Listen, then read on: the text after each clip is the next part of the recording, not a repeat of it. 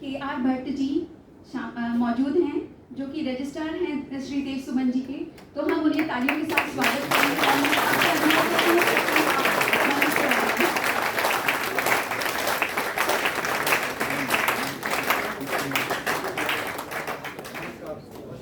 सभी लोगों को नमस्कार मेरा। आप सभी का सादर नमन।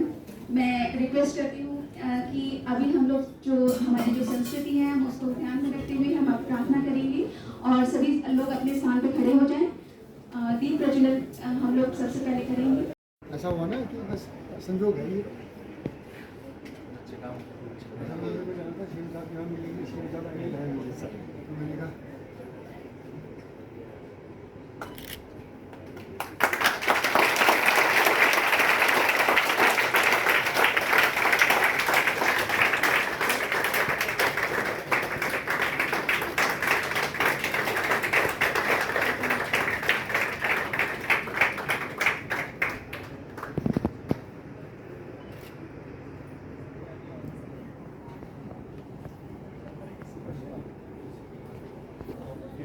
आज जिस अवसर के लिए हम लोग, जिस ओकेशन के लिए हम लोग यहाँ पे शामिल हुए हैं, वो हम सभी लोग इस सब्जेक्ट से और इस जो हमारी जो ओकेशन है उससे हम लोग सब लोग अच्छे से जानते हैं और समझ सकते हैं कि हेलन केलर का जो जन्मदिन भी है आज। और वो जो एक फर्स्ट महिला थी जो कि डेफ ब्लाइंड थी और उन्होंने अपने जीवन में संघर्ष करते हुए आगे बढ़ी।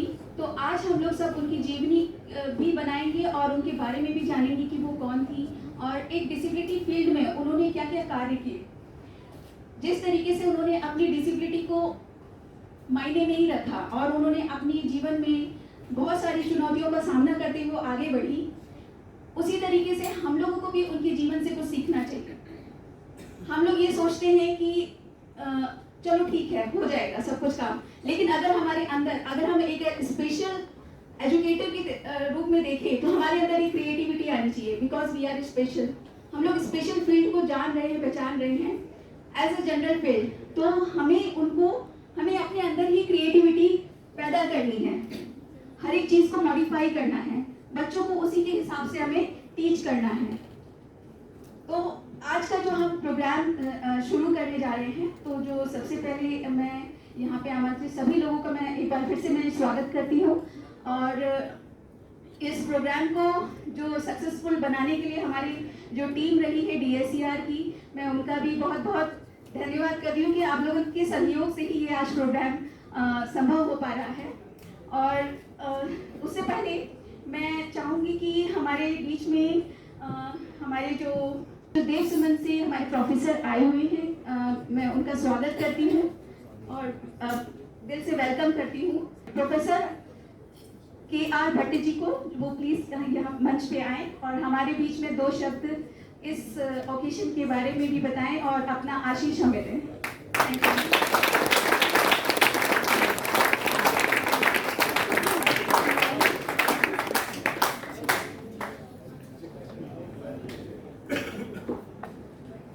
धन्यवाद मैडम, धन्यवाद आपका बहुत बहुत। हमारे बीच में इस संस्थान के हमारे बहुत ही लोकप्रिय डायरेक्टर वर्मा जी, हमारे बीच में मंच पर उपस्थित डॉक्टर सुरेंद्र धालावाल जी और हमारे इस संस्थान के सारे प्यारे बच्चे और हमारी मातृशक्ति। सबसे पहले आज मैं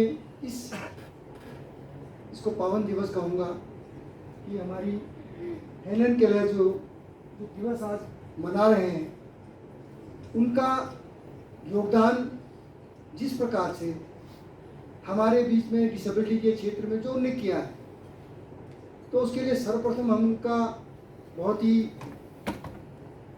आभार व्यक्त करेंगे, उनको नमन भी करेंगे, क्योंकि उनने जो इस क्षेत्र में काम किया है, एक नई प्रेरणा दी है, नई दिशा दी है और इस संस्थान को आगे बढ़ाने के लिए बहुत सारे कदम का समय उठाए गए होंगे। आज वो मूर्त रूप ले रहा है। आप लोग आज यहाँ पर हैं और बहुत अच्छा लग रहा है। मैं देखा करता था कि कभी कभी पहले इधर से आता था एक मेरे जो हमारे गांव के मेरे एक भतीजा भी था, वो भी उसको आई ब्लाइंडनेस थी, वो यहाँ पर उसने शिक्षा ली है बहुत पहले। तो एक दो बार मुझे यहाँ आने का अवसर मिला था, तब मैं श्रीदेव सुमन में नहीं था, तब मैं कहीं अन्य था। तो यहाँ पर आके जो आप लोगों का जो देखा पढ़ाई के प्रति रुख, जो आप लोगों की जो क्षमता है, जो पोटेंशियल है, उस पोटेंशियल को लेके मैंने तब जो है बहुत ज़्यादा मेरे को अच्छा लगा था। यहाँ पर खुशी हुई थी कि देखिए हम जो बच्चों को मुख्य धारा में ला रहे हैं, जो आज हमारे अंग हैं, हमारे समाज के अंग हैं, हमारे खुद के अंग हैं।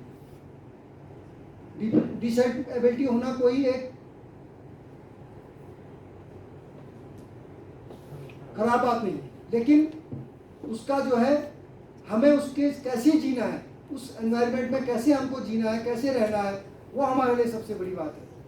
हमें समाज के लिए करना है, चाहे जैसी भी कर रहे हैं, और करना भी चाहिए। बहुत सारे बच्चे देखिए, अभी आपका पिस्टल बीट में कोई कार्यक्रम हुआ था स्पोर्ट्स का, उसके लिए मेरी उनके पिस्टल बीट के चेयरमैन हैं, उनसे बात हुई थी। उनने कहा बहुत अच्छा कार्यक्रम था। मैंने कहा बहुत बहुत बधाई, आपने बहुत अच्छा, मेरे को भी उनने बुलाया था और बहुत अच्छा उनका जो है ये आप लोगों का कार्यक्रम रहा। पूरे मैं समझता हूँ प्रदेश से, शायद कहीं से, पूरे उत्तर प्रदेश से भी लोग आए थे, बच्चे आए थे। बहुत बढ़िया कार्यक्रम उनका रहा। तो ये सब हमें जो है एक एनर्जी देते हैं, एक ताकत देते हैं। श्रीदेव सुमन विश्वविद्यालय से आपके यहाँ के बहुत सारे कोर्स चल रहे हैं। तो हम लोग जब भी आप लोगों की सेवा का अवसर मिलता है, आप लोगों के प्रति देखिए, चाहे परोक्ष या अपरोक्ष में, हमारे डायरेक्टर साहब, हमारे प्रोफेसर लालवाल साहब जी हैं, एचओडी साहब हैं, तो ये सब कर रहे हैं, आपके प्रत्यक्ष रूप में कर रहे हैं। लेकिन हम लोग क्या है, आपके लिए अप्रत्यक्ष रूप से करते हैं। आना नहीं होता है, लेकिन आज तो बहुत ही संजोग की बात थी। बहुत अच्छा, ये एक पता नहीं, मैं यहाँ पर कोई काम से आया था तो सर ने बोला कि आप आ जाओ।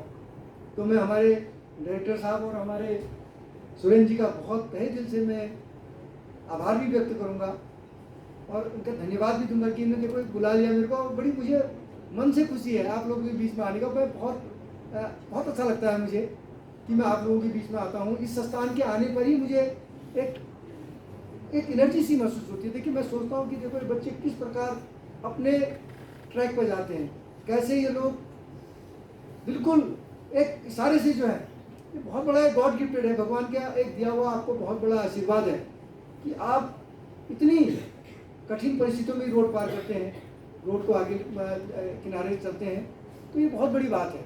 और इस संस्थान का इसमें बहुत बड़ा योगदान है, बहुत बड़ा योगदान। मैं कहूँगा कि इस योगदान से आप लोगों को एक संस्थान में पढ़ने से एक नई दिशा मिलती है, नए आपके जो है इसमें रोजगार के भी सृजन। हमारे यहाँ देखिए, भारत सरकार आरसीआई जो है रोजगार के भी इसमें 5% का कोटा उन्होंने इसमें कर दिया है ना। तो सारे सरकारी जॉब में 5% का कोटा आप लोगों के लिए बहुत एक अच्छी पहल है। और मैं तो चाहता हूँ इसको और बढ़ाना चाहिए ताकि सभी लोग इसका फायदा उठाएं। जॉब में सब लोगों को मुख्य धारा में आना है। तो साथियों, आज इस अवसर पर मैं आपसे ज़्यादा समय न लेते हुए सभी लोगों का जो यहाँ पर उपस्थित हैं, हमारी मातृशक्ति हैं, हमारे भाई लोग हैं, हमारे स्टूडेंट हैं, छात्र हैं, हमारे डायरेक्टर साहब हैं, हमारे लालवाल सर हैं, तो मैं इन सभी का पुनः बहुत बहुत आभार व्यक्त करता हूँ, अभिनंदन करता हूँ, हार्दिक रूप से धन्यवाद भी देता हूँ कि आपने जो है मुझे एक सूक्ष्म एक क्षण कहते हैं उसको, एक पल में ही जो आपने मुझे बुला लिया और मैं आप लोगों के बीच में उपस्थित हो गया। बहुत बहुत धन्यवाद। आप आगे बढ़े, आपका भविष्य उज्ज्वल हो और समाज में कंधे से कंधा मिलाकर चले, यही मेरी आपसे दिल से शुभकामनाएं भी। धन्यवाद, नमस्कार।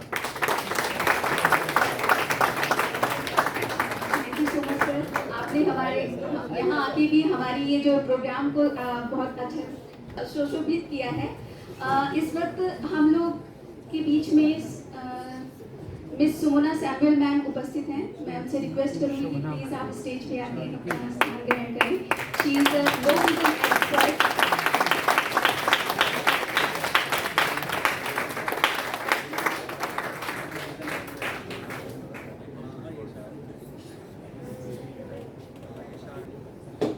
मैं इस वक्त हमारे डायरेक्टर सर को मैं रिक्वेस्ट करती हूँ कि प्लीज़ अब आप आके हमें आशीष दें।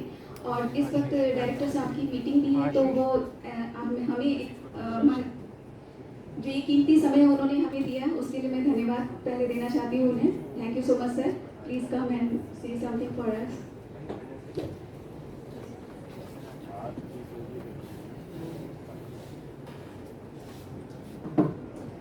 धन्यवाद इंद्र जी। सर्वप्रथम मैं आप सभी को आज का शिल्पकार दिवस के लिए बहुत बहुत बधाई देता हूँ। और मंच पर उपस्थित हमारे प्यारे रजिस्ट्रार साहब, मैं आपका तहे दिल से बहुत धन्यवाद करता हूँ कि आप बिल्कुल सही कहा आपने, बिल्कुल सूक्ष्म समय में ही आपने हमारी जो रिक्वेस्ट थी आपने सर अप्रूवल दे दिया और हमारे साथ जो शोभित किया संस्थान मंच को। और मेरे कुलीग डॉक्टर अल्वाल और सैमुअल मैम, आप सभी को मैं बहुत बहुत आज के दिवस की बहुत बहुत बधाई देता हूँ।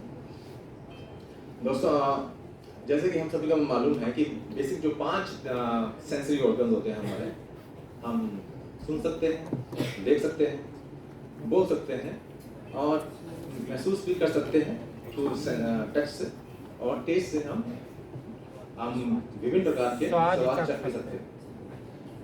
अब यहाँ पर हमारे पास जितने भी दिव्यांग हैं उनमें से सिर्फ एक ही, जैसे कि चाहे लो विजन बोले चाहे टोटली ब्लाइंड बोले, उसी से ही हमारे साथ पीड़ित या दिव्यांगता है उनके में मौजूद है। पर जस्ट इमेजिन कीजिए किसी के पास में अगर 2 सेंसरी ऑर्गन्स नहीं है तो उसके लिए पूरी जिंदगी जो है कैसे, मतलब वो कैसे चलेगा, कैसे वो महसूस करेगा, कैसे वो आगे अपना जो नित्य नेम काम है और दूसरे में जो काम है वो किस तरह से अपने आप को उस कदम रखेगा। और ये बात मैं करूँ 1880 की बात करूँ तो उस समय तो शायद ये बिल्कुल भी जो बात रहेगी, क्योंकि आज के समय में हमारे पास बहुत सारे पॉलिसी मैटर्स भी हैं, बहुत सारे हमारे पास रूल्स रेगुलेशन भी हैं, जैसे कि RPWD एक्ट 2016 की हम बात करें तो उस समय तो वो एक पहली ऐसी महिला थी जिनको अभी तो एक की जगह 2 दिव्यांगता मौजूद थी, और उन सभी को उन्होंने निकाला और अपनी कठिनाइयों को स्वीकारा और किसी तरह वो बिल्कुल नहीं हार नहीं मानी और दृढ़ता के साथ में वो संसार के साथ और अपने दिल विश्वास के साथ उन्होंने अपने आप को प्रूव किए। इतना ही नहीं, वो एक बहुत अच्छी ऑथर भी रही और उन्होंने ग्रेजुएशन भी की, और इसी के साथ उन्होंने अपने पूरे विश्व में एक अपनी नई पहचान भी बनाई। आज इसके ऊपर एक बहुत बड़ी प्ले भी रखा है, जिसे हम जानेंगे कि उन्होंने किस किस प्रकार की कठिनाइयों को सहा। अभी तो मैंने कई सालों से मैंने महसूस भी किया है, मैंने कई दिव्यांगों को बैठ के रोते हुए देखा। मैंने उनसे ये पूछा क्यों है, तो वो कहते कि भगवान ने मुझे क्यों चूज किया। आपको इसलिए चूज किया क्योंकि भगवान जानता है कि आप बहुत मजबूत हैं और आप you are not disable, you are able, और आप लोगों को बता भी सकते हैं। और इस चीज़ को हमने प्रूव भी किया संस्थान ने, जिसके कारण संस्थान के जो चाहे विद्यार्थियों की बात करें चाहे टीचर्स की बात करें, उन्होंने उनके जो शिष्य हैं आज कहीं ना कहीं अपनी पहचान बना रहे हैं, देश को संवार रहे हैं एज एन आई ऑफिसर। तो इससे हमें भी बहुत बड़ी सीख मिलती है। ये तो बात रही उन दिव्यांग व्यक्ति विशेषों की, और जो किसी प्रकार से दिव्यांग नहीं है तो आप लोगों को तो भगवान की दया से आपको और भी आगे जाना चाहिए, और हमारा आपको एक बहुत अच्छा मौका मिला है कि आप बाकियों को जो है उनका मार्गदर्शन करें, क्योंकि आप सभी अपने अपने फील्ड के प्रोफेशनल्स हैं और आने वाले समय में आप कहीं ना कहीं आप लोगों को गाइड भी करेंगे। तो इन शब्दों से मैं आपका धन्यवाद करता हूँ।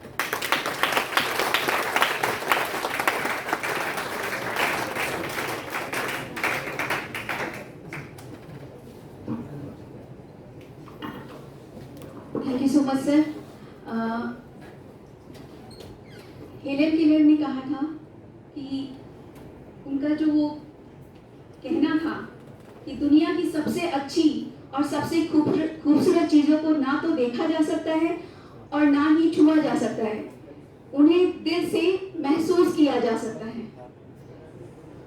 ये उनके शब्द थे और आज हम लोगों ने उन्हीं की जो जीवन उनका जन्मदिन भी है, तो आज हम लोगों ने इसी उपलक्ष्य में कुछ प्रोग्राम रखे हुए हैं, जो कि पहला प्ले जो होगा हमारा वो होगा स्टोरी ऑफ हेलन केलर पे।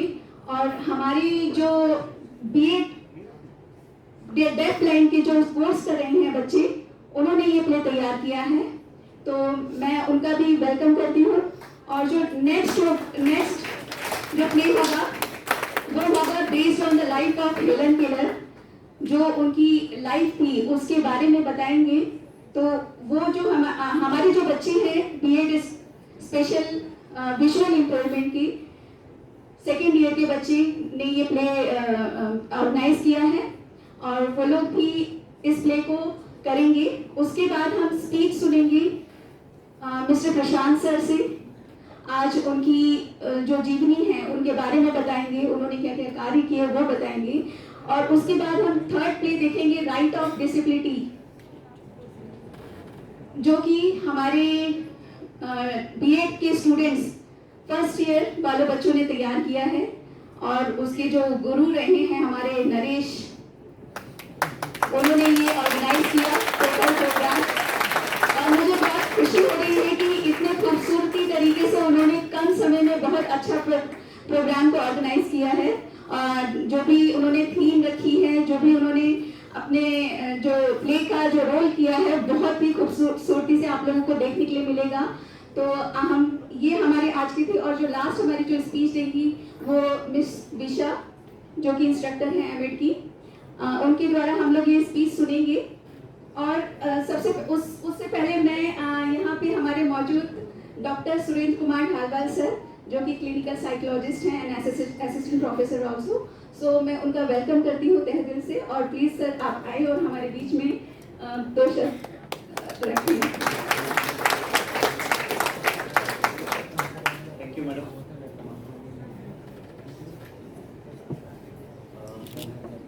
हम ही हम हैं तो क्या हम हैं, तो तुम हो तो क्या तुम हो।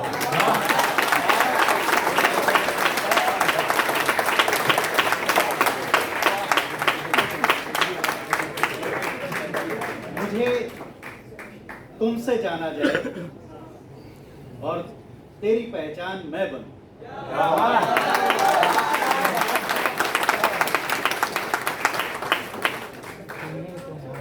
शायद आज का दिवस कुछ ऐसी ही अभिप्रेरणा से ओतप्रोत है।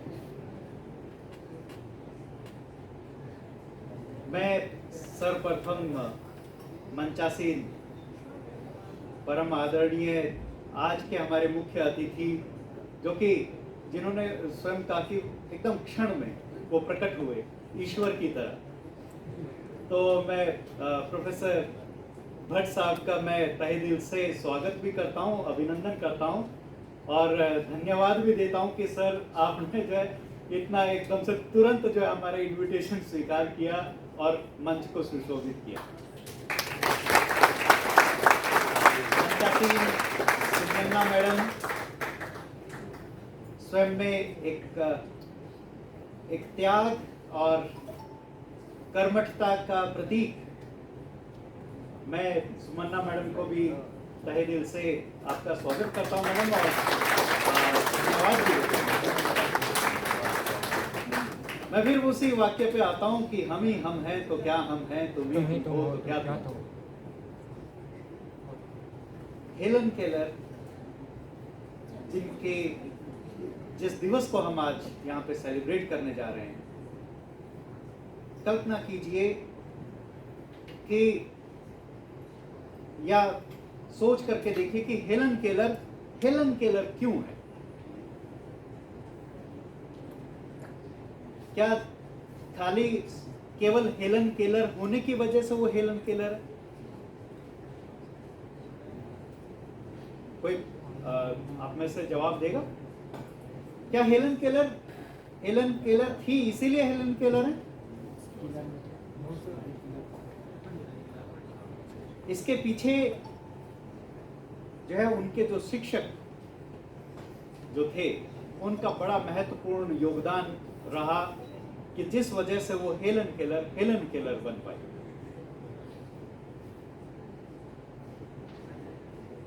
जन्म से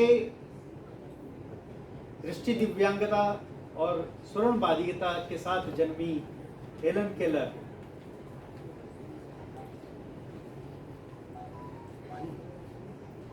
जिनको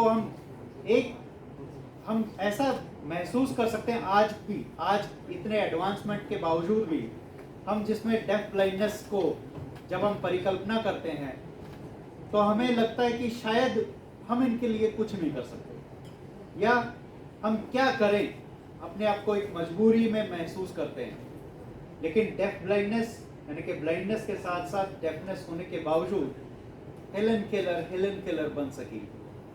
उनके पीछे उनके जो शिक्षक थे उनका बड़ा ही महत्वपूर्ण योगदान था, और ये हम लोगों के लिए, इस संस्थान के लिए इसीलिए और महत्वपूर्ण हो जाता है कि यहाँ पे हम लोग जो है शिक्षक बनने के लिए आए हैं, यहाँ पे हम जो है अच्छे मनोवैज्ञानिक बनने के लिए आए हैं।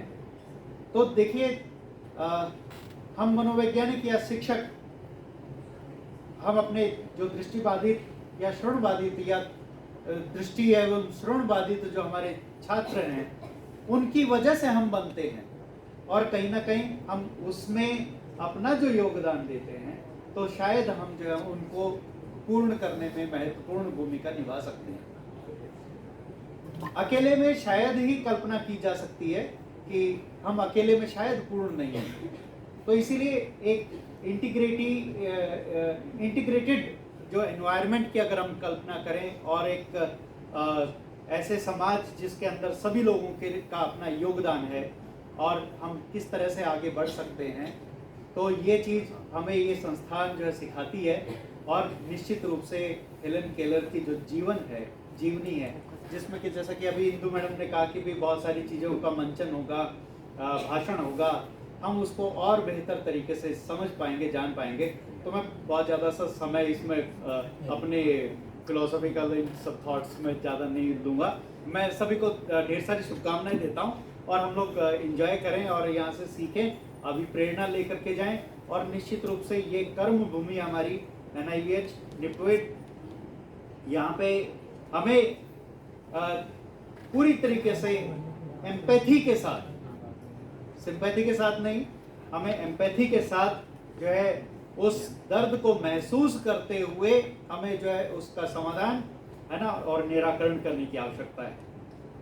तो इन्हीं शब्दों के साथ मैं आज इस दिवस की शुभकामनाएं देते हुए आप सभी का अभिनंदन करता हूँ।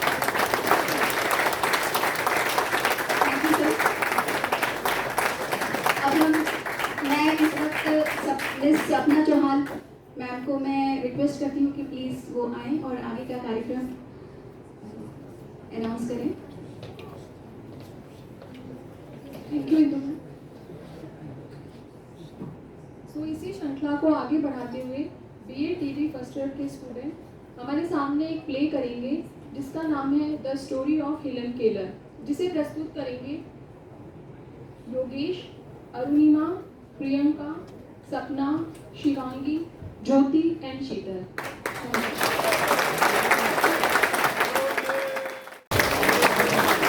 1980 को अमेरिका के टस्कम्बिया अल्बामा में हुआ। उनके माता पिता का नाम केट एडम्स केलर और आर्थर एच केलर था। पहले दृश्य में मिसेस केलर कमरे में प्रवेश करती है। हेलेन, उठो बेटा, देखो कितना सुंदर दिन है। हेलेन, अरे क्या हुआ बेटा? अरे तुम्हें तो तेज बुखार है। क्या हुआ? हेलन को तेज बुखार है। क्या फिर से? मुझे लगा ये बेहतर होगी, लेकिन इसका बुखार तो वापस आ गया है। चलो तुम टेंशन मत लो, मैं डॉक्टर को बुला के लाता हूँ।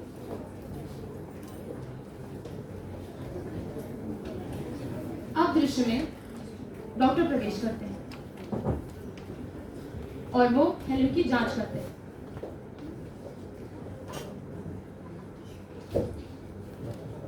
क्या हुआ इसे डॉक्टर? आपने मेरे आने से पहले कितने समय इंतजार किया है? हेलन को 2-3 हफ्ते पहले बुखार आया था, फिर वो उतर गया। हमें लगा वो ठीक हो गई है। आपने मेरे आने से पहले काफी इंतजार किया है। क्या आपने इसके व्यवहार में कोई बदलाव देखा? हाँ, अब जब मैं हेलन को कुछ करने के लिए कहती हूँ तो वो जवाब नहीं देती और चुप रहती है, बोलने की कोशिश नहीं करती। रुकिए, ध्यान से देखिए। वो देख नहीं पा रही है और सुन भी नहीं पा रही है। इस बुखार की वजह से वो देख और सुन नहीं पा रही है। क्या ऐसा नहीं हो सकता डॉक्टर? इसे दवाई दे दीजिए, कुछ करिए प्लीज। हेलन को दिमागी बुखार है, मैं इसमें कुछ नहीं कर पाऊंगी। दूसरा दृश्य। मुझे समझ नहीं आ रहा आखिर मैं क्या करूं। हेलन काबू से बाहर होती जा रही है। वो मेरी कोई बात नहीं मान रही है। हेलन अपनी छोटी बहन के लिए भी खतरा बनती जा रही है। हम क्या करें? हेलन को अपनी भावनाएं व्यक्त करना सीखना होगा। वो अपनी मन की बात नहीं समझा पाती, इसी वजह से वो अक्सर गुस्से में रहती है। हमें किसी को ढूंढना चाहिए जो हेलन की मदद कर सके। वो ना बोल पाती है ना सुन पाती है, वो कैसे बात करेगी किसी से? उसे मदद की जरूरत है, हमें किसी को ढूंढना चाहिए। ठीक है, तुम टेंशन मत लो, मैं किसी को ढूंढता हूँ। मिस्टर केलर अलग अलग स्कूलों में चिट्ठियां भेजते हैं।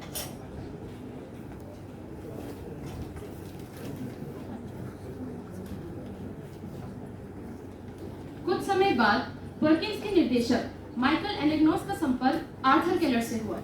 एलेग्नोस ने तुरंत एन नाम इस पद के लिए प्रस्तावित किया और उन्होंने 3 मार्च 1887 से केलर के घर में अपना काम शुरू किया। यह 49 साल की उस रिश्ते की शुरुआत थी जिसमें एन ने स्वयं को हेलन के साथ पहले एक शिक्षिका, फिर शासिका, फिर एक साथी और अंत में एक घनिष्ठ मित्र के रूप में विकसित किया। तीसरा दृश्य। मिस एन केलर्स के घर पहुंचती है। हेलन घर के बाहर बैठी है और मिसेस केलर उन्हें दूर से देखती है। मुझे खुशी हुई आप यहाँ I miss. Miss N Sullivan मेरा नाम है। मैं यहाँ हेलन से मिलने आई हूँ। ये हेलन है। हेलन बहुत खूबसूरत है, मैं उससे मिलना चाहूंगी। मुझे नहीं पता वो आपको देख के कैसे रिएक्ट करेगी, क्योंकि वो अभी आपसे अनजान है। नहीं आइए, मत, मैं यहाँ आपकी मदद के लिए ही आई हूँ। आइए। एन हेलन से मिलती है हेलन? और हेलन डर जाती है। हेलन, अरे हेलन वो डरो मत एन को बेटा। धक्का दे देती है। हेलन, हेलन डरो मत। हेलन देखो, देखो हेलन मैं तुम्हारे लिए क्या लेके आई हूँ। हेलन, हेलन देखो, हेलन, हेलन देखो मैं तुम्हारे लिए क्या लाई हूँ। Helen give me hand. Helen give me hand, give me hand. देखो हेलन मैं तुम्हें क्या बताना चाह रही हूँ। Helen T O L L T O L L doll. Helen, try again. Helen. T O L L. Well done, Helen. Well done. Helen पहली बार अपने विचार व्यक्त करने की कोशिश यहाँ से करती है। इसके बाद सभी लोग खाने की टेबल पर बैठते हैं। आइए मैं सब थक गई होंगी, खाना खा लेंगे। खाना परोसे जाने के बाद मिस एन देखती हैं कि हेलन सबकी थाली से खाना उठाकर खा रही है और जैसे ही हेलन मिस एन की थाली की तरफ हाथ बढ़ाती है, मिस एन हेलन का हाथ पकड़ लेती है। हेलन अपना हाथ छुड़वाने की कोशिश करती है और मिसेस केलर भी मिस एन को रोकती है। मिस एन मिसेस केलर को समझाती है कि हेलन को अनुशासित करने के लिए उसे रोकना जरूरी है। वो मिस्टर केलर से कहती हैं कि वे हेलन के साथ कॉटेज में अलग रहना चाहती हैं और वहीं उसे सिखाना चाहती हैं। हेलन के माता पिता मान जाते हैं।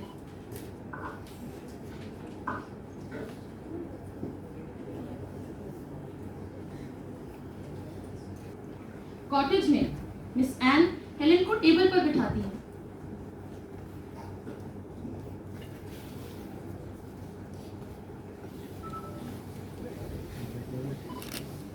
और उसे चम्मच से खाने की शिक्षा देने की कोशिश करती है।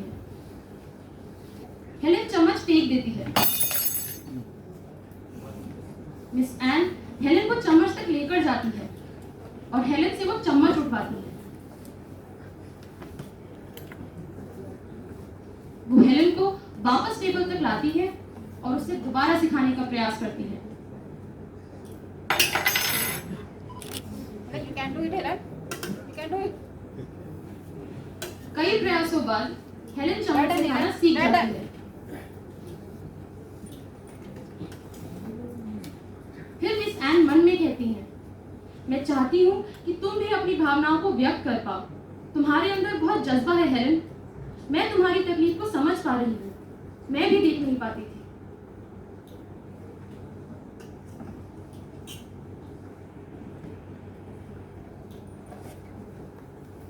चौथा दृश्य, बागीचे में।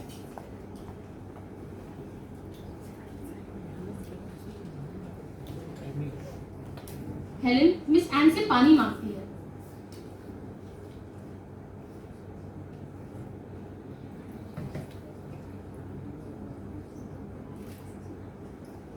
वो पानी पीती है और फिर मिस एन से थोड़ा और पानी मांगती है और मिस एन को ग्लास वापस करती है।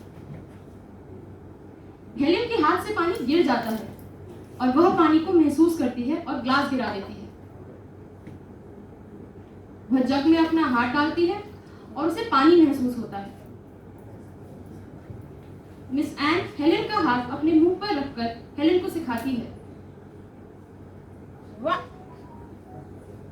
वाह वाह टा टा ट र वाह ट र वाह ट र। Well done Helen, well done. Miss Anne मन में कहती है, ये तो बस शुरुआत है। तुम अब इस दुनिया को जानोगी जो कब से तुम्हारा इंतजार कर रही है। तभी वहां मिस्टर एंड मिसेस केलर आते हैं। Thank you so much miss N. हम हेलन को यहाँ लेने आए थे। हमने दूर से आपको देखा। हम आपका बहुत बहुत धन्यवाद। Thank you miss N.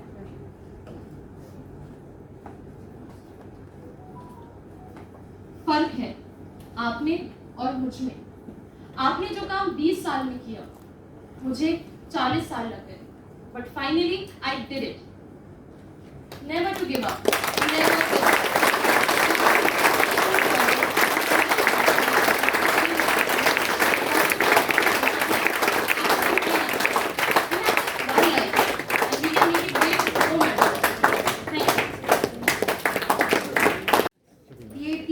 ये बच्चे डेफ लाइन का कोर्स कर रहे हैं और मैं धन्यवाद करती हूँ कि आप लोगों ने इतनी खूबसूरती से इसको दर्शाया है। नेक्स्ट प्रोग्राम को बढ़ाते हुए मैं इस वक्त हमारे बीच में मिस सुमोना सैमुअल मैम उपस्थित हैं। मैं उनसे रिक्वेस्ट करती हूँ कि प्लीज़ वो मंच पे आएँ और हमारे बीच में इस ओकेशन के लिए हमें कुछ बताएं। Good morning. Good morning. Happy Helen Keller's Day. I feel proud standing here today because I had an opportunity to go to USA and visit Perkins School for the Blind in Boston, where Helen Keller did her studies.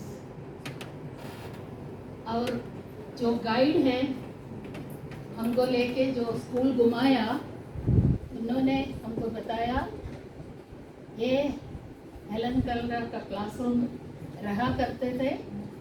Chapel and music instruments जब Helen vibration से सीखते थे, and her brailler that was all on display. So I feel proud myself, like by sitting and attending the program today, I could visualize the Helen Keller, how she was in her school time, and we have already seen her starting, how she was, and now she become the world famous. मैं आज आपके सामने एक छोटी सी लड़की की कहानी, जिन्होंने एक ब्लाइंड लड़की है, उसका नाम आशा पटवाल है, रुद्रप्रयाग से आई है। जब वो 5 साल की उम्र है, जन्म से दोनों आंखों में मोतियाबिंद से ब्लाइंड थी और उनका फादर भी ब्लाइंड है, बड़ा ब्रदर भी ब्लाइंड है, सिस्टर भी ब्लाइंड है और एक खुद ब्लाइंड है। वो दाखिला करने के लिए sharp memorial school for the blind Rajpur में आ गया। जब मैंने उसको देखा, वो लड़की ब्लाइंड है, बट मुझे समझ में आ गया इसको ट्रीटमेंट देगा तो she will be able to see better. और मैंने उसको डॉक्टर के पास ले गया और 5 साल का उम्र, जो उस टाइम देहरादून में पीडियाट्रिक फैसिलिटी नहीं था, तो मैं दिल्ली लेके गई। उसका आंखों का मोतियाबिंद का सर्जरी कर दिया, वो देखने लगी। उसका वो था 2008 सितंबर में सर्जरी हो गया था और उसका आंखों में दवा डालते और उसको ABCD अल्फाबेट शुरू कर दिया पढ़ाना, A to J करा और विंटर वेकेशन हो गया। जब विंटर वेकेशन हो गया तो सब बच्चे अपने घर चले जाते हैं और आशा भी अपने घर चली गई और स्वीट गर्ल एकदम खेल कूद में आगे, हर कामों में आगे थी और जल्दी सीख भी लेती थी। घर में उसको क्या हो गया, दिमाग का बुखार, मेनिंजाइटिस हो गया और विलेज में इतने फैसिलिटी नहीं था। वो एक सिंपल बुखार के लिए इलाज कराया और जब वो वापस छुट्टी खत्म होके वापस आ गया तो we have seen total change in her. वो अपने बात को हमको बता नहीं पा रहे और हमने उनका पापा को पूछा क्या हो गया लड़की को, तब बोला इसको बुखार आया था, हमने खुद इलाज कराया, बस ऐसा छोड़ के चला गया। Then we find it so difficult to communicate to her and she to communicate to us. फिर एक दिन ऐसा हो गया, किसी का हाथ से एक स्टील का प्लेट गिर गया और सब ब्लाइंड बच्चा जहाँ से आवाज आया उधर उनका नजर घुमा दिया और सिर्फ आशा वैसे ही खड़ी। तब समझ में आ गया इसको सुनाई नहीं दे रहा। फिर मेरा असेसमेंट शुरू हो गया, उसको लेके ENT डॉक्टर्स के पास, अलग अलग डॉक्टर्स के पास जाने लगा। आखिरी में बेरा टेस्ट करके बताया शी इज प्रोफाउंड डेफ। थोड़ा सा लो विजन है आफ्टर सर्जरी और अभी वो प्रोफाउंड डेफ हो गया। फिर क्या करें, और A to J तक उसने पढ़ा है, अभी आगे उसको कैसे सिखाए, बहुत बड़ा चैलेंज मेरे सामने। और मेरा कुछ टीचर्स बोले मैम हम लोग को सब एक्सपीरियंस है ब्लाइंड को पढ़ाते हुए, बट ये लड़की डेफ भी है, जो हम लोग को बहुत सिखाना चाहते हैं वो कैसे समझाए। और किसी ने ऐसा भी सलाह दिया उसको घर भेज दो। हमने बोला परमेश्वर ने एक बच्चा मेरे हाथ में दिया, कुछ तो इनके लिए इंतजाम करना है। मैंने बजाज इंस्टीट्यूट ऑफ लर्निंग में चली गई, इधर जो अंजलि अग्रवाल मेरा फ्रेंड थी, मैंने बोला मैम थोड़ा सा मुझे मदद करो, please teach me basic sign language.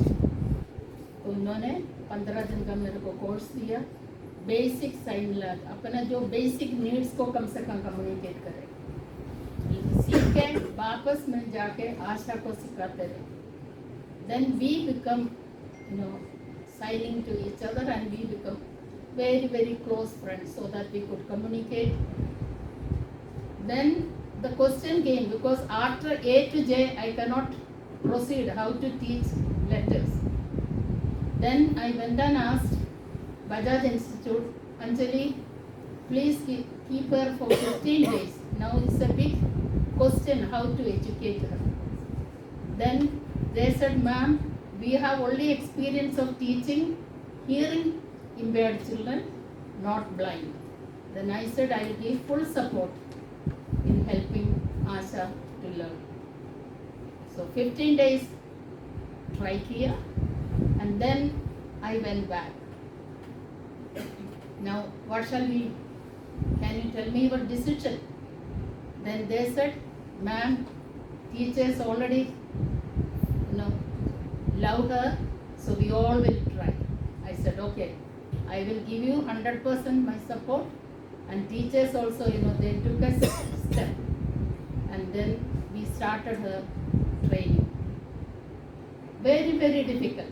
Anything new word, I take her to the, exactly like if somebody's birthday, because we didn't know how to explain. So we take her to events, wedding, programs, like that, we taught her, and slowly she learned to pick up.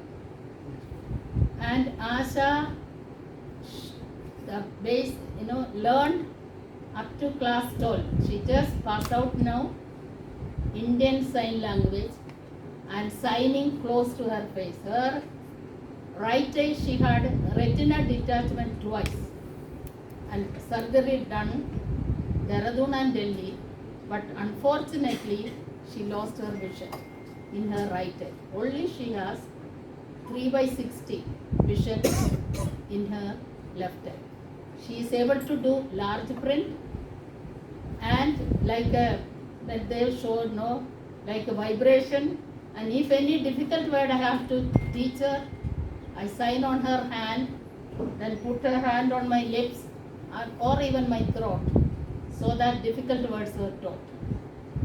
And in 2011-14, when she was 11 years old, she was selected to go to Deaf Youth Camp in Washington, D.C. So I prepared her. She stayed in my home, all the table manners, how to use the washroom when you go abroad, even airport, how to use, all that taught her. And she stayed for 3 weeks in USA, Washington, D.C., and had a very good time. Her confidence has really come up. And then in 2020, United Nations World Data Forum gave us an opportunity to make 1-minute video. And by the time Sharp School, we were partners with the Sense India International. So they are the people who support and work with the deaf blind people. So we were partners. Sharp Memorial School was a partner for Sense International India. फिर उनके साथ जुड़ते हुए हमको ये platform मिला to make 1-minute video, and that was, the topic was leave no one behind in data. जो क्या करते हैं जब सेंसस वगैरह लेने हमारे घर में ऑफिसर्स आते हैं, एक्चुअली इन द विलेजेस क्या करते हैं, विकलांग जो बच्चे हैं उनको छुपा देते हैं और जो एबल बच्चे का नाम लिस्ट में दे देते हैं. तो आशा का स्पीच, वो स्पीच मैंने बनाया था 1 मिनट का, और आशा को साइन लैंग्वेज में सिखाया. She sign and she gave this message. It's powerful message. 190 countries participated, and India से 11 जो वीडियोस था, and टॉप 10 में आशा का वीडियो टॉप 10 में आ गया.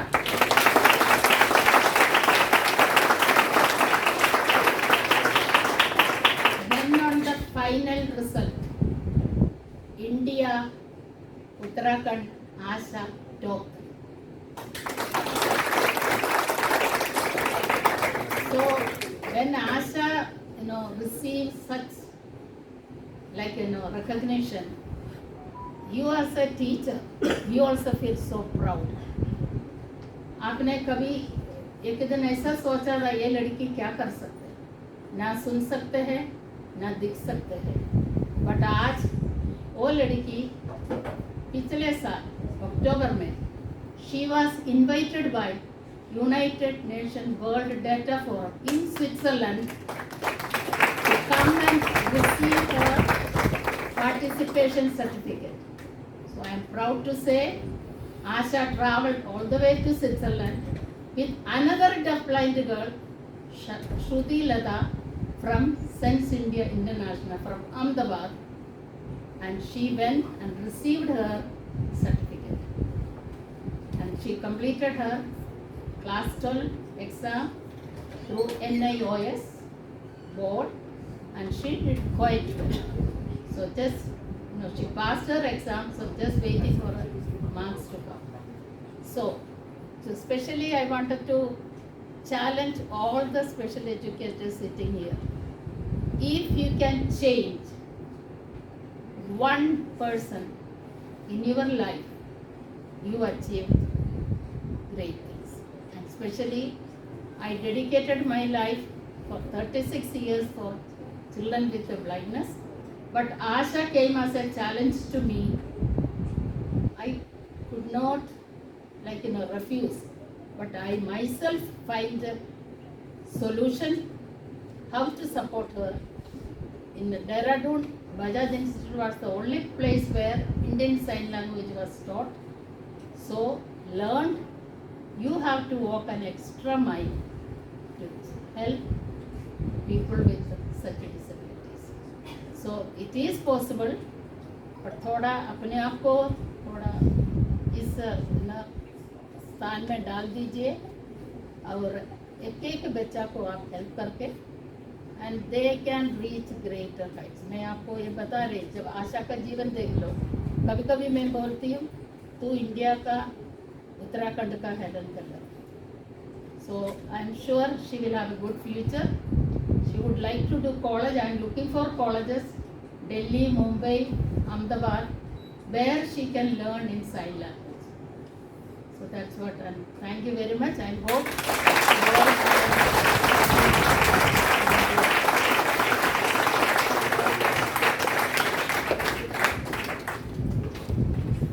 Thank you so much ma'am. Ma'am ने कहा एक बहुत अच्छी लाइन कि हम भी अपने जीवन में एक बच्चे को सही राह पे ला सकते हैं, क्योंकि जीवन को सुधार सकते हैं क्या. तो ये हमारे अंदर एक कैपेबिलिटीज़ होनी चाहिए और है भी, और हम लोग भी कुछ ऐसा कर सकते हैं कि जो हमारे आगे चल के हमें भी अपने ऊपर प्राउड हो. तो नेक्स्ट जो हमारा, मैं आगे का प्रोग्राम बढ़ाना चाहती हूँ. जो हमारा नेक्स्ट शो है, स्किट है, वो बीएड के स्टूडेंट्स जो सेकेंड ईयर के स्टूडेंट्स हैं वो कराने वाले हैं, और उनका जो थीम है based on the life of Helen Keller. उनकी लाइफ कैसी रही और उन्होंने कैसे पढ़ना सीखा, फर्स्ट वर्ड उन्होंने क्या सीखा, वो हमारे इस स्किट के द्वारा आप लोग जानेंगे. Maybe similar to first skit also, but इसमें आप लोगों को ये देखने को मिलेगा कि हेलन केलर ने अपना फर्स्ट वर्ड क्या सीखा. और मैं लास्ट में ये पूछूंगी कि उन्होंने क्या सीखा, फर्स्ट वर्ड बोलना.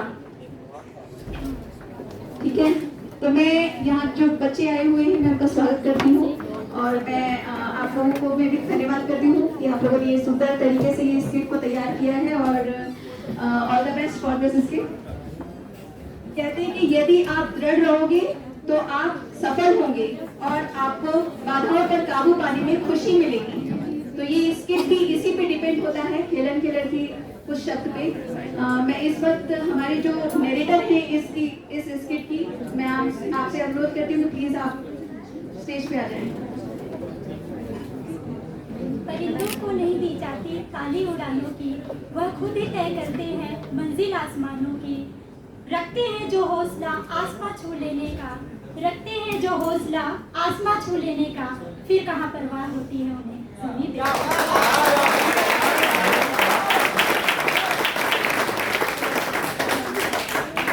आदरणीय निर्देशक महोदय, आदरणीय शिक्षकगण, अतिथिगण, seniors, juniors and classmates and all of you, आप सभी को मेरा यानी कि खुशबू का प्यार भरा नमस्कार.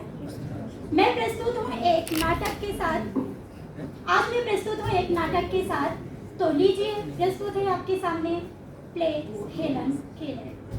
पहला दृश्य, हेलन 7 साल की है। मिस्टर एंड मिसेस केलर बगीचे में टहल रहे हैं।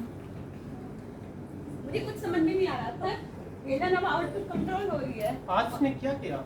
आज उसने नहाने से मना कर दिया और उसने बाहरी कंगी करने नहीं दी और बच्चे को क्लीन कराने की जिद कर रही है। फिर तो अपनी बहन के लिए भी खतरा बन सकती है। अब हम क्या करेंगे? उसे बोलना सीखना होगा, उसे अपने जज्बातों को बयां करना सीखना होगा, कोई ढूंढना होगा जो उसकी हेल्प कर सके। लेकिन वो बोल और सुन भी नहीं सकती ना, तो कैसे अपनी जज्बातों को बयां कर पाएगी? अरे आते समझो, उसे जरूरत है हमारी। प्लीज कोई ढूंढो जो उसकी हेल्प कर सके। चलो मैं दृष्टिबाधितों के लिए समर्पित स्कूल्स को पत्र लिखता हूँ और आशा करता हूँ कि वो जरूर हेलन की मदद के लिए किसी को भेजेंगे। Thank answer. दूसरा दृश्य, Perkins school for the blind. School के डायरेक्टर हाथ में लिफाफा लिए हुए कुर्सी पर बैठी हुई हैं और उनके साथ ही मिस एली सुलेवान भी बैठी हुई है।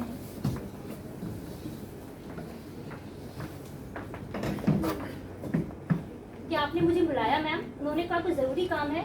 हाँ एनी, आज मुझे मिस्टर ऑथर की तरफ से एक पत्र मिला। उनकी 7 साल की बेटी है हेलन केलर, जो कि डेफ ब्लाइंड है और वो कभी बोल और सुन नहीं सकती, देख और सुन नहीं सकती। अरे इसमें मैं क्या कर सकती हूँ मैम? आप मेरी सबसे बेहतरीन टीचर हैं एनी। और क्या आपको याद है कि बैक्टीरियल इन्फेक्शन की वजह से आपका ऑलमोस्ट विजन चला गया था? हाँ, लेकिन काफी ऑपरेशंस के बाद अब मैं देख सकती हूँ। आप देख सकती हैं एनी, लेकिन हेलन कभी देख और सुन नहीं पाएगी। क्या आप इस बात को समझ पा रही हैं? क्या आप चाहते हैं मैं जाऊँ? क्या आपको लगता है ये मुझसे हो पाएगा? हाँ एनी, मुझे लगता है कि आप ये काम जरूर कर पाएंगी, इसीलिए मैंने पहले से ही आपके जाने के लिए ट्रेन की टिकट मंगा दी। क्या आपको पहले मुझसे पूछना चाहिए था? मुझे आप पर पूरा विश्वास है एनी। मुझे कब जाना होगा? आप कल निकलेंगी और 3 मार्च तक हेलन के घर पहुंच जाएंगी। कल? हाँ कल। अब जाइए और अपने जाने की तैयारियां कीजिए। मैं आशा करती हूँ कि आप मुझे वहाँ भेजकर कोई गलती नहीं कर रहे हैं मैम। नहीं, मुझे आप पर पूरा विश्वास है। आप ये काम जरूर कर पाएंगी और हेलन की जिंदगी में एक आशा की किरण लाएंगी। तीसरा दृश्य, Miss Ellie Sullivan Mr and Mrs Kellers के घर में है। हेलन बाहर बैठी हुई है। मिस एली और Mr and Mrs Kellers Helen को देख रही है। मैं बहुत खुश हूँ मिस, आप यहाँ आई। मिस सुलेवान, मेरा नाम एनी सुलेवान मैसी है। मिस सुलेमान, ये है हेलन। अरे ये कितनी सुंदर है, मैं मिलना चाहती हूँ इससे। लेकिन मिस सुलेमान, ये पता नहीं कैसा रिएक्ट करेगी आपके साथ। मतलब ये अनजान है ना आपके लिए। मैं समझती हूँ मिस्टर कैलर, लेकिन मैं इसी की हेल्प के लिए यहाँ आई हूँ। Helen, Helen. Miss Sullivan Helen के पास गई और हेलन ने मिस सुलेवान को धक्का दे दिया। जरूर मत। एक मिनट, मैं हेलन के लिए कुछ लेकर आई हूँ। Helen, doll. Helen, doll. DOOL, Helen, doll. जैसे ही मिस सुलेवान हेलन को डॉल स्पेल करके बताती हैं, हेलन मिस सुलेवान को धक्का दे देती है।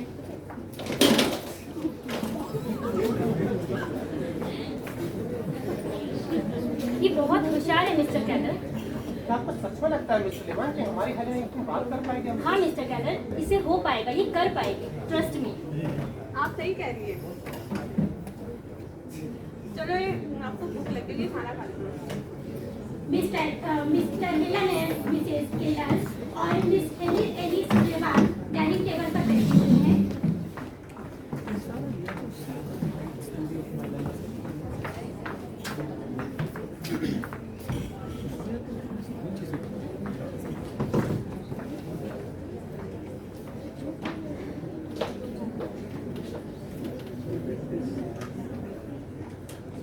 मिस एली और Mr and Mrs Kellers dining table पर बैठे हुए हैं और हेलन उनकी प्लेट से खाना उठाकर खा रही है। आपकी यात्रा कैसे रही मिस सुलेमान? कोई परेशानी तो नहीं आपको? ये हमेशा ही ऐसा बर्ताव करती है। हाँ मिस सुलेमान, ये अक्सर ऐसा किया करती है। हेलन प्लेट को धक्का मार देती है।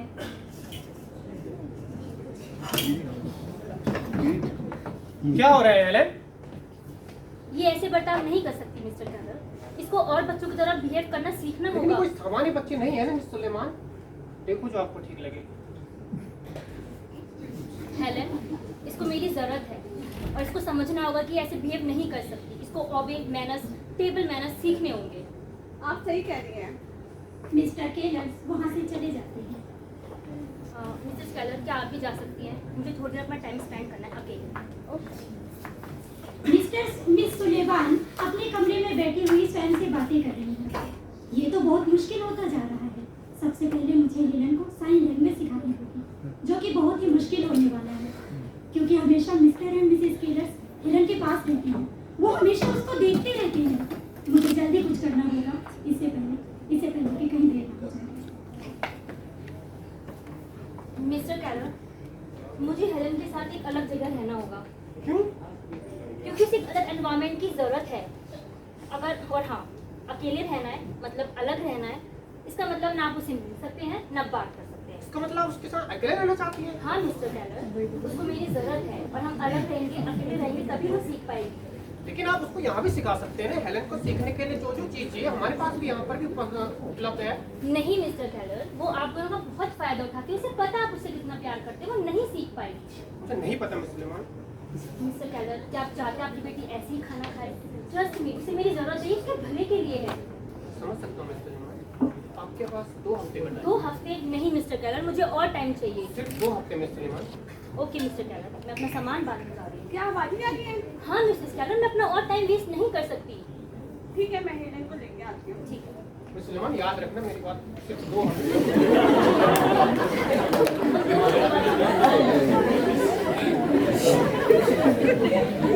चौथा दृश्य, मिस एनी सुलेवान और हेलन दोनों एक अलग कॉटेज पर हैं।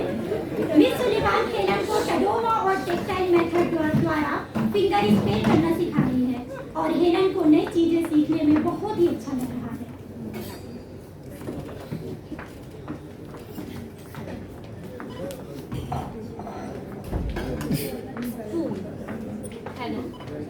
मिस एनी सुलेवान टडोमा और टेक्सटाइल मेथड द्वारा हेलन को स्पून लिखना सिखा रही है।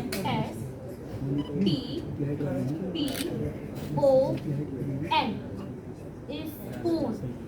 Helen, pick up the spoon. Helen, Miss Sullivan Helen को चम्मच से खाना खाना सिखा रही हैं, लेकिन हेलन हाथ से ही खाना खा रही है। Helen, pick up the spoon. Helen चम्मच को नीचे गिरा देती है। Get up Helen, pick up the spoon. Helen, get back to your table, sit down, now pick up the spoon and eat your food. Helen अब सीख रही है कि चम्मच से खाना कैसे खाना है। Very good Helen, you can do it, good. Helen अब चम्मच से खाना खाना सीख चुकी है।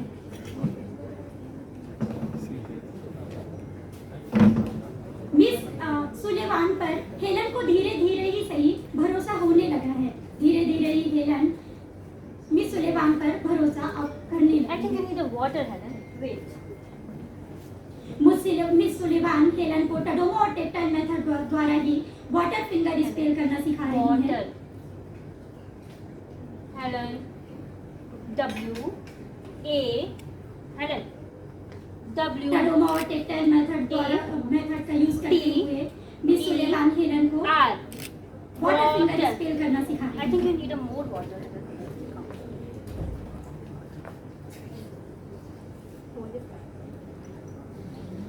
मिस सुलेवान जग से पानी गिलास में डालती हैं, जो कि हेलन के हाथ में गिरता है।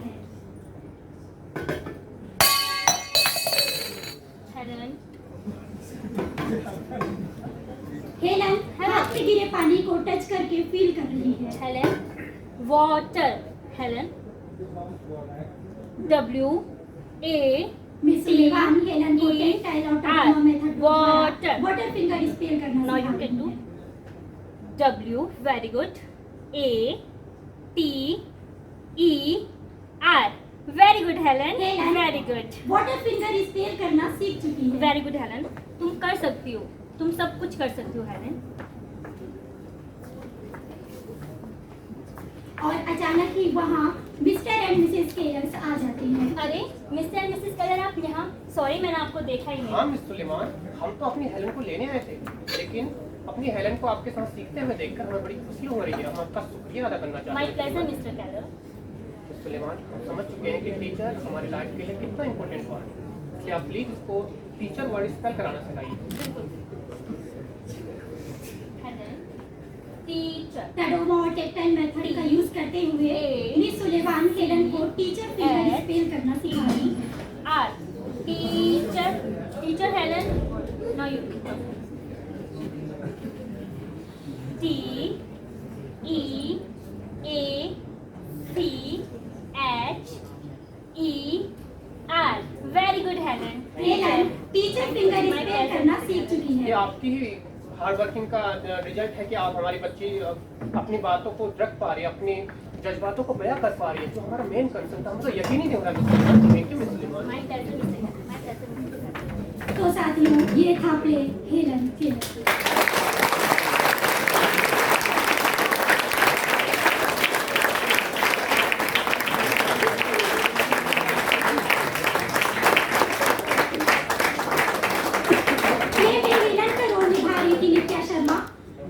उनकी टीचर यानी कि मिस सुलेमान का रोल निभा रही थी प्रियंका शर्मा, मिस्टर केलर का रोल निभा रहे थे हरदयाल, मिसेस केलर का रोल निभा रही थी Rita and Perkins school for the blind school के डायरेक्टर का रोल निभा रही थी राखी और प्ले मैनेजमेंट देख रही थी शकीना मलिक और मैं आपके सामने नरेटर का रोल निभाते हुए खुशबू विश्वकर्मा।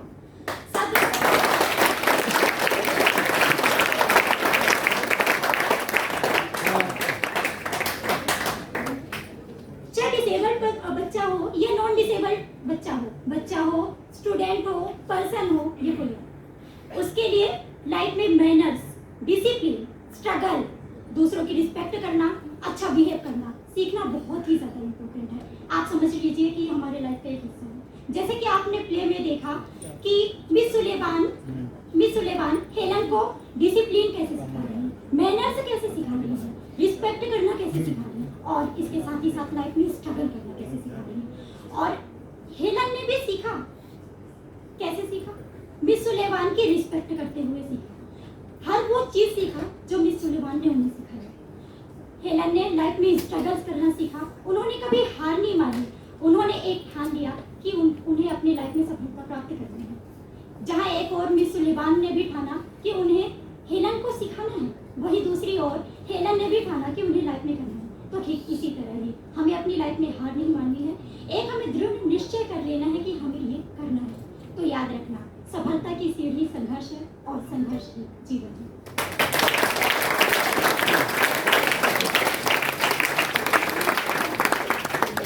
टूटने लगे हौसले तो एक बात याद रखना, बिना मेहनत के तक तो पास नहीं होते। ढूंढ लेते हैं अंधेरों में भी मंजिल अपनी, ढूंढ लेते हैं अंधेरों में भी मंजिल अपनी, क्योंकि जुगनू कभी रोशनी से मोहताज।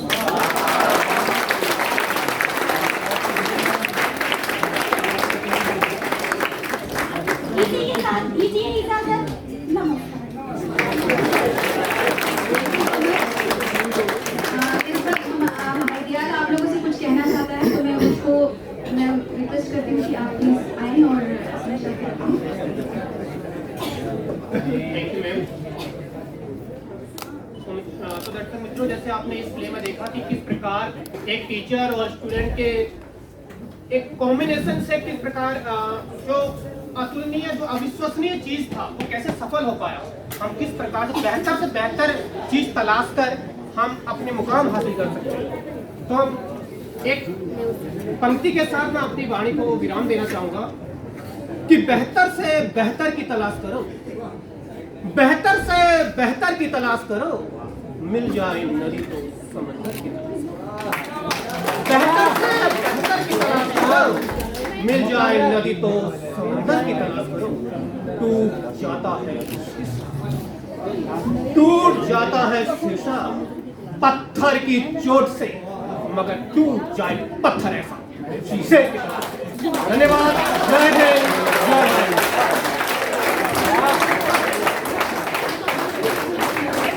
Thank you so much. मैं आगे इस प्रोग्राम को बढ़ाते हुए इस वक्त मैं आमंत्रित करना चाहती हूँ मिस्टर प्रशांत यादव जी को, जो कि हमारे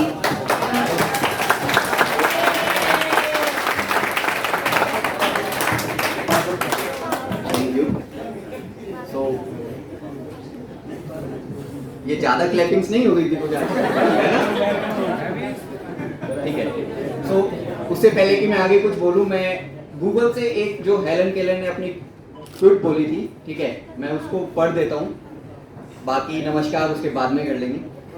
विश्वास वह ताकत है जिससे बिखरे हुए अंधकार दुनिया में भी रोशनी लाई जा सकती है। ठीक है, तो विश्वास। अब हमारे जो इंजीनियर मनीष वर्मा सर, जो हमारे डायरेक्टर हैं, उनका मैं तहे दिल से शुक्रगुजार करता हूं कि उन्होंने आज का प्रोग्राम करने के लिए हमें यहाँ पे ये मंच दिया।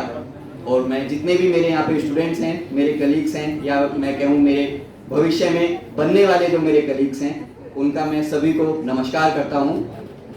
विश्वास, जो एक हेलन केलर ने कहा था, उन्होंने विश्वास दिखाया एनी सुल्वान पे, है ना, दिखाया ना, तभी तो उन्होंने क्या सीखा, एक ब्रेल लैंग्वेज सीखी, एक साइन लैंग्वेज सीखी, और उसके बाद उन्होंने इस विश्व में हम उनको हर साल 27 जून को उनका जन्म दिवस मनाते हैं। तो कोई बताएगा कि आज हम उनका कौन सा जन्म दिवस मना रहे हैं? 143।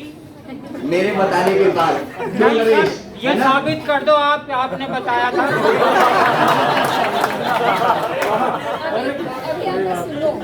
ठीक है, तो हम उनका 143वां जन्मदिन आज मना रहे हैं। The way of my life या द लाइफ ऑफ माई।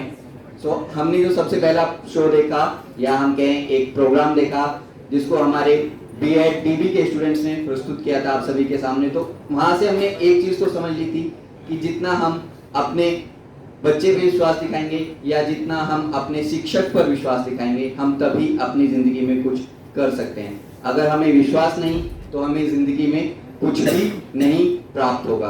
तो शिक्षक का एक रोल हमें सबसे ज्यादा महत्वपूर्ण है, और जब हम शिक्षक बनेंगे तभी हम किसी को क्या करा सकते हैं, सिखा सकते हैं। और सिखाने के लिए शिक्षक बनना ये हमेशा से जरूरी नहीं है कि आप शिक्षक भी बने, एक दोस्त बनकर भी आप किसी के लिए उसके अच्छाई और बुराई को वहां पे उसको बता सकते हैं कि वो कहाँ पे सही है और कहाँ पे गलत है।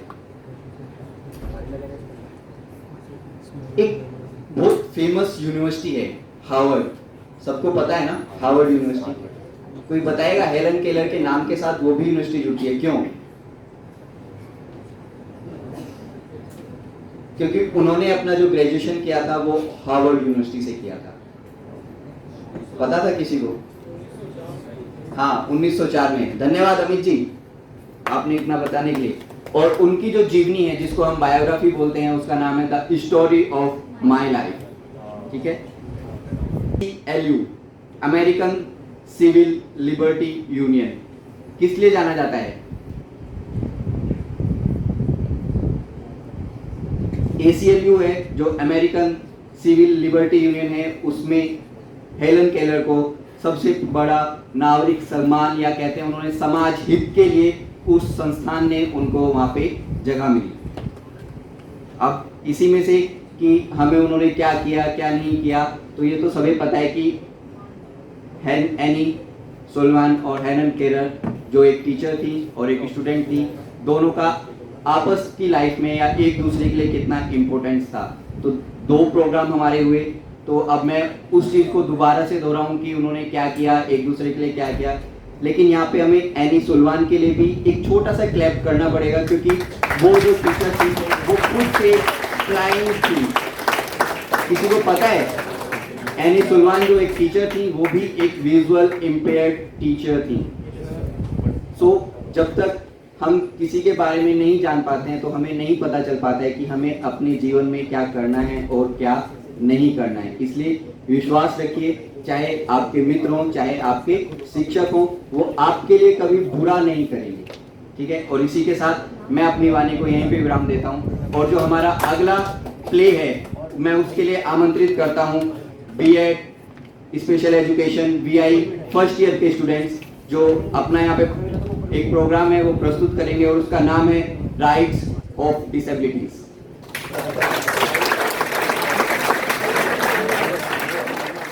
मेरे द्वारा प्रस्तुत किया जाने वाला नाटक दर्शकों के मनोरंजन के लिए है, किसी की धार्मिक एवं सामाजिक भावनाओं को भड़काने के लिए नहीं।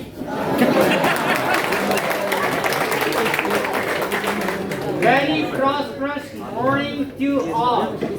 On the occasion of birthday of Helen Keller, we present the play which is titled as Rights of Disability, that wipes out social stigma and cause of this stigma, people can't make differences between ability and disability. Account of social stigma led people not to be progressive. That's why we try to purge the all account that patronize the social stigma. It has 3 acts. First act is RTO office. शादी नमस्कार। अरे नमस्कार भाई, भाई आपके लिए लाया हूँ गर्मा गर्म चाय। अरे शुक्रिया भाई शेरपा, गर्मा गर्म चाय के लिए शुक्रिया। आजकल तो सिर्फ चाय से ही काम चलाना पड़ता है। अरे पहले तो गर्मा गर्म पकौड़े और अन्य नाश्ते भी हुआ करते थे, लेकिन आजकल कहाँ और होगा भी कैसे। पहले सामाजिक चंदा जो आता था, जो समाज कल्याण की ओर से होता था, आजकल वो भी नहीं आ रहा। क्यों भाई नेहा जी? और आएगा भी कैसे, क्योंकि सरकार ने आजकल सब ऑनलाइन जो कर दिया है, मुश्किल ही मिल पाता है। क्यों नीता जी? सही कहा नेहा जी। और शुक्ला जी याद है ना, पिछली बार एक मोटा सा भी फंसा था, 5,000 रुपए लिए थे, चाय पकौड़ी खाई थी और अलग से मस्त मूवी देखी। कितना मजा आया था। बहुत मजा था उसमें, क्या ही बात है। अरे अब कहाँ ऐसे दिन देखने को मिलते हैं। अब तो कोई शायद ही भूला भटका ऑफिस की तरफ आएगा जो कभी हमें मोटी दावत उड़ाने का मौका देगा। क्यों भाई शेरपा, आपका क्या ख्याल है इस बारे में? हाँ साहब जी, बिल्कुल। आजकल तो सरकारी सैलरी और कितना कम हो गया है। सरकारी सैलरी कम तो हो गया और ऊपर से बीवी का माल अलग से पड़ता है।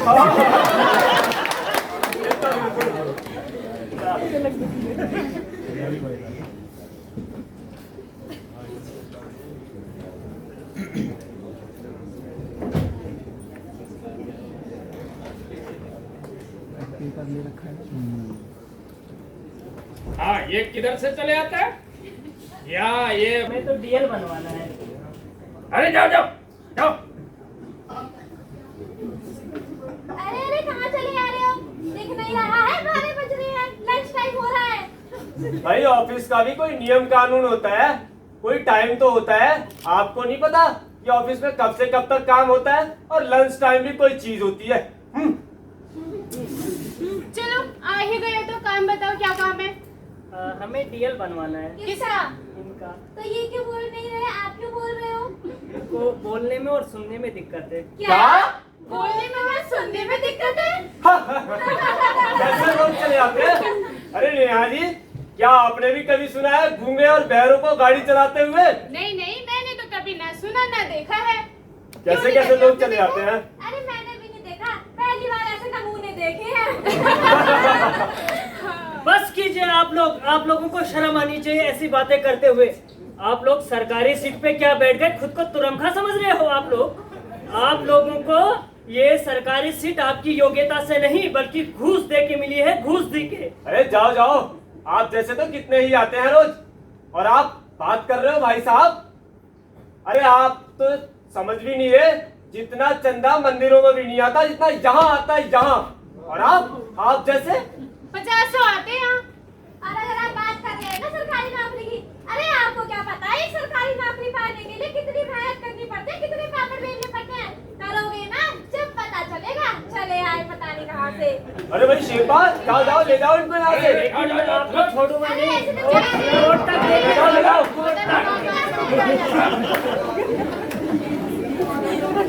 Hello sir. क्या बात है सर? सर हमें एफआईआर दर्ज करवानी है। क्या हुआ? सर हम डीएल बनाने के लिए गए थे ऑफिस, और ये हमारे सर हैं, इनको सर थोड़ा दिक्कत है बोलने में, सुनने में। तो हम उनके डीएल के लिए गए थे, तो वहाँ के जो कर्मचारी हैं उन्होंने डीएल देने से मना कर दिया, और ऊपर से हमारे साथ बड़ी रूडली बात की उन लोगों ने। अच्छा ठीक है, आप यहीं बैठो, अभी मैं सर से बात। जय हिंद सर। जय हिंद रामलाल, बोलो क्या हुआ? सर 2 लोग आए हुए हैं, वो अच्छा। आरटी ऑफिस से। हाँ। उनका डीएल बनाने से मना कर दिया। उसमें से जिसका डीएल बनना है वो सुन नहीं सकता, ना ही बोल सकता। अंदर भेजो उन्हें, मैं उनसे बात ठीक करता हूँ। है, आइए इधर बात कीजिए। Hello sir. हेलो, बोलो क्या दिक्कत है आपकी? सर हमें डीएल देने से मना कर दिया गया है। ये इनका कहना ये है कि जो ये उनको हम लाइसेंस नहीं दे सकते हैं इनकी डिसेबिलिटी को देखकर, और इनका मजाक भी बनाया गया है सर। तो बात तो सही है, ये तो मेरे को भी समझ नहीं आया। दिखता नहीं, सुन नहीं सकते, तो गाड़ी कैसे चलाएंगे? सर इनको दिखता है, बोलने में सुनने में दिक्कत है इनको, और गाड़ी सर जैसे लोग सामान्य लोग चलाते हैं वैसे ही चलाएंगे। एक सोशल स्टिग्मा या ऐसी अवधारणाएं बनी है कि ये लोग नहीं कर सकते हैं, लेकिन ये ऐसा नहीं है, ये हर काम को अच्छे से कर पाते हैं। जैसा आप कह रहे हो, अगर वैसा है तब तो बहुत अच्छी बात है, हम बिल्कुल इस पे कार्रवाई करेंगे। हाँ मेरा रामलाल। Yes sir. जल्दी काम पे लगो। ओके, आइए इधर आइए। बताइए, प्रार्थी का नाम बताइए। श्यामलाल। अच्छा, कब गए थे आप आरटीओ? 22। ठीक है, आपकी एफआईआर लिख ली गई है, यहाँ साइन कर दो आप।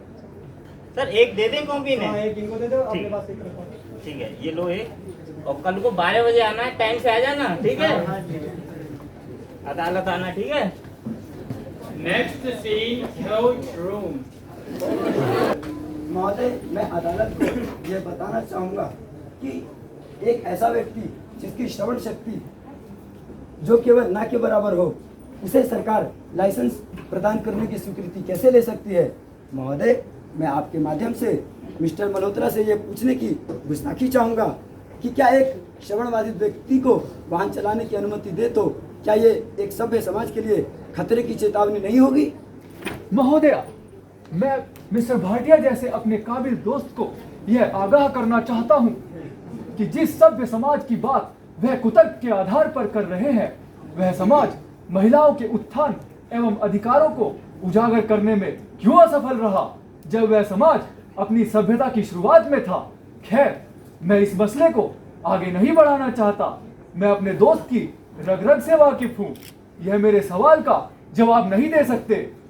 बावजूद इसके मैं इन्हें बताना चाहूंगा कि विकलांगता योग्यता की दुश्मन नहीं होती जब वह अपने अधिकारों की बात करे। महोदय, मेरा मकसद मिस्टर मल्होत्रा साहब के मुवक्किल का मखौल उड़ाना नहीं है, अपितु मेरा मकसद अदालत को सच्चाई से अवगत कराना है। चलिए मान लेते हैं श्यामलाल जी को कुछ देर के लिए एक बस ड्राइवर। जज साहिबा, उसी बस में मैं भी एक यात्री हूँ। अब आप कल्पना कीजिए कि मुझे लाजपत नगर उतरना है। ये जनाब तो सुन नहीं सकते।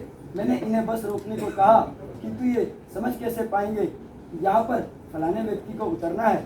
जज साहिबा, उसी बस का ड्राइवर श्यामलाल के अलावा कोई दूसरा होता तो वो बस रोक देता, किंतु ये जनाब तो कुछ समझ ही नहीं सकते। महोदया, मिस्टर भाटिया जी जिस बात को इतना पेचीदा बनाकर पेश कर रहे हैं, दरअसल वह इतनी पेचीदा नहीं है। इसका सीधा सा जवाब यह है कि अगर किसी बस का ड्राइवर मिस्टर श्यामलाल है, तो आज के तकनीकी युग में जबकि सहायक उपकरण उपलब्ध है, तो बस में भी सहायक उपकरण नाम की चीज होती है। उदाहरण के लिए लाइट्स और इंडिकेटर लाइट्स, जिनके जलने पर श्यामलाल तो क्या, बाकी सभी व्यक्ति भी यह समझ सकने में समर्थ है कि बस को कहाँ रोकना है। महोदया, मेरे काबिल दोस्त मेरी यह बात नहीं समझ पाए कि मैं बात उपकरणों की नहीं अपितु समझ की कर रहा हूँ, किंतु मेरे दोस्त को शायद जानकारी नहीं है, तो मैं उनकी जानकारी में कुछ इजाफा करना चाहूँगा। अभी हाल ही में टाइटैनिक को दिखाने एक टाइटन पनडुब्बी जो अपने समस्त उपकरणों सहित समुद्र में डूब गई और उसमें सवार 5 व्यक्ति मारे गए।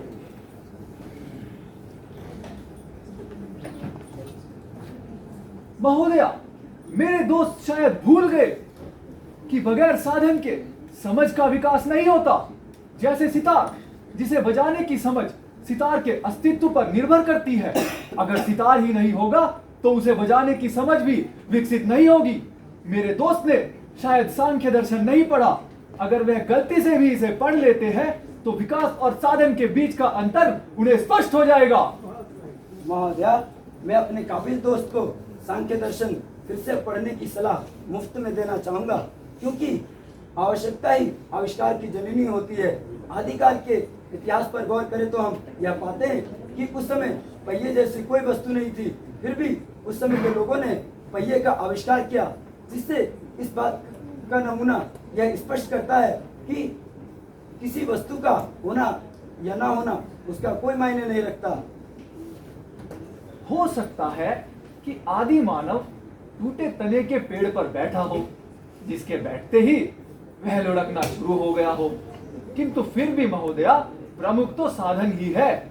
वैसे भी मौजूद लोगों में से इतिहास में कोई नहीं था, अतः सटीकता प्रमाणित करना तो वैसे भी नामुमकिन है। मैं अपने दोस्त से यह उम्मीद करता हूँ कि वह अदालत का कीमती समय दर्शन बताने में जाया न करे, अपितु यह सिद्ध करके दिखाए कि विकलांगता योग्यता में बाधक किस प्रकार है, क्योंकि लाइसेंस न देने के पीछे तो ये विकलांगता को ही आधार बनाकर बात कर रहे हैं। महोदया, मेरे काबिल दोस्त विकलांगता और योग्यता की बात करते हैं तो मिस्टर मल्होत्रा साहब, आप सीपी के मरीज को फाइटर जेट उड़ाने की ट्रेनिंग क्यों नहीं दिला देते?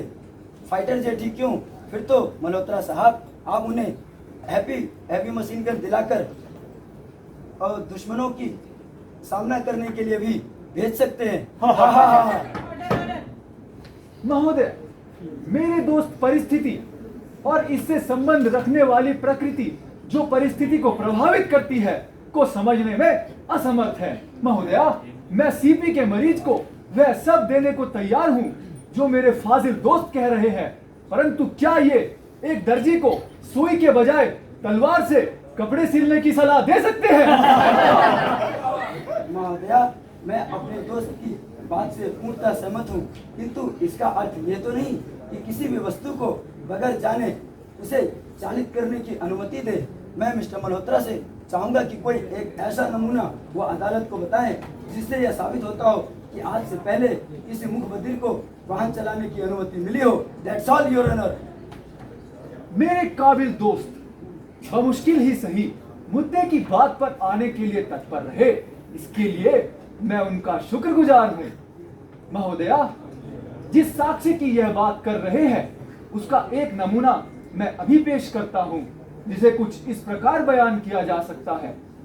दिल्ली उच्च न्यायालय खंडपीठ, न्यायमूर्ति दीपक मिश्रा एवं Sanjiv Khanna, case number WPC 10849/2009, case title the national association of the deaf and NR versus union of India, date of order 14 February 2011 के आदेश में यह स्पष्ट किया जा चुका है कि एक श्रवणबाधी व्यक्ति ड्राइविंग लाइसेंस लेने की प्रक्रिया से गुजरता है, जिसमें पास होने पर वह ड्राइविंग लाइसेंस लेने के योग्य हो जाता है।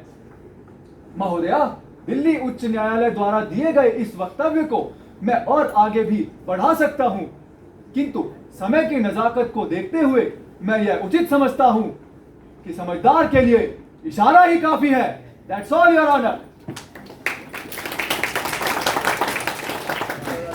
मुझे यहाँ कहते हुए बहुत ही खेद हो रहा है कि एक सभ्य समाज का व्यवहार दिव्यांगों के प्रति वैसा ही है जैसा सिगमंड फ्रॉइड का स्त्री जाति के प्रति है।